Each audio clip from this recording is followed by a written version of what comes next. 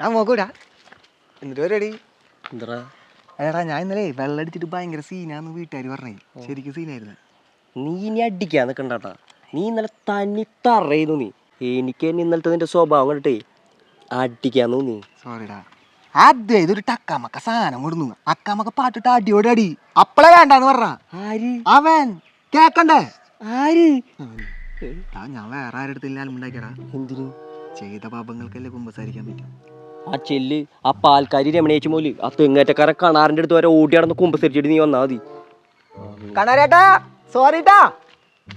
അവിടെ ഇല്ലല്ലോടാ. അപ്പുറത്തെ നീ നോക്കടാ. നേരത്തെ നോക്കേണ്ടി വരില്ലോ. കൊണ്ടാക്കുന്നോടെ പ്ലീസ്. ഹെൽമെറ്റിലാണ് ഞാനൊന്നും കൊടുക്കില്ലേ. ചിരട്ട കിട്ടൂ. എന്തിനാ?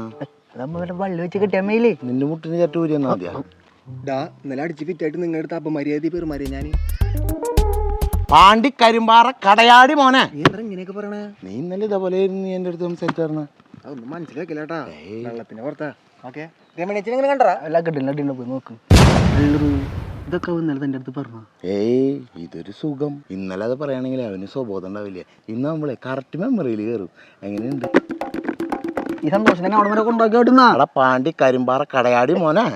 തമാശ ഞാൻ കാര്യമായിട്ട് പറഞ്ഞോടാ. നടന്നു പോടാ